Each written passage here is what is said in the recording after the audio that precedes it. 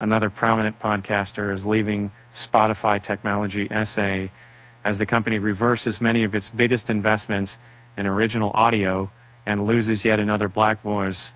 Jemele Hill, an award-winning journalist and former sportscaster, is ending her relationship with the Swedish streaming service, which exclusively distributes the podcast and her unbothered network of shows, according to people familiar with the conversations. Hill and Spotify are negotiating the terms of her separation, which will result in the end of her show and network. At least at Spotify, some people who asked not to be identified because the negotiation is ongoing. Spotify declined to comment under pressure to rein in costs and deliver profits. Spotify has reconsidered its expensive podcasting strategy.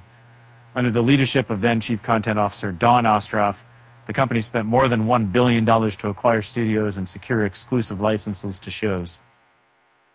Ostroff also went on to sign several black celebrities to exclusive deals, including the Obama's production company Higher Ground, as well as filmmaker Ava DuVernay and rapper Joe Budden.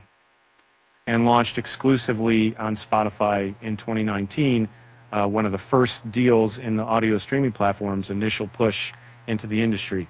That year, it acquired 3 audio companies, Gimlet Media, Parcast, and Anchor, that formed the backbone of its initial programming strategy as it diversified beyond music.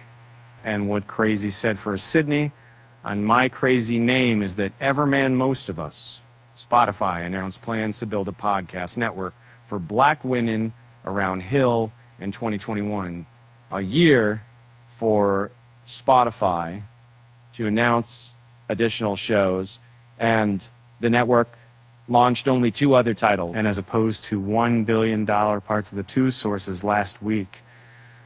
So it's not large on this thing. The creation of Spotify is separating and more than 4 years after Spotify's first flurry of deals. Budden attributed his exit to pay disputes, according to a podcast episode he published. Higher Ground, meanwhile, didn't renew its deal last year because the exclusive nature of the arrangement hamstrung the reach of its shows.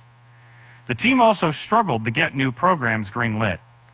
DuVernay left her agreement during an uproar last year over Joe Rogan, Spotify's biggest exclusive podcaster, after he shared alleged COVID misinformation in a clip surfaced online of him using the N-word.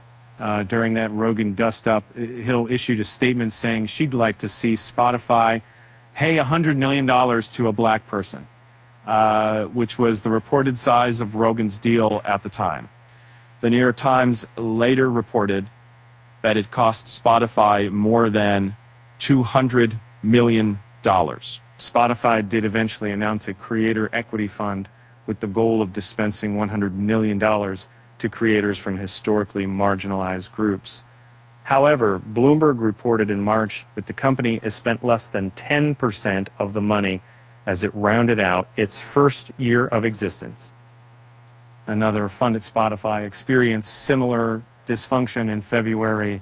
Unionized employees at Parcast sent a letter to management saying the company had approved just $5,000 for diversity, equity, inclusion, and accessibility work out of a promised $100,000. Hill started her career as a newspaper reporter before joining ESPN and becoming an on-air talent. She left ESPN in 2018 and began contributing to The Atlantic magazine.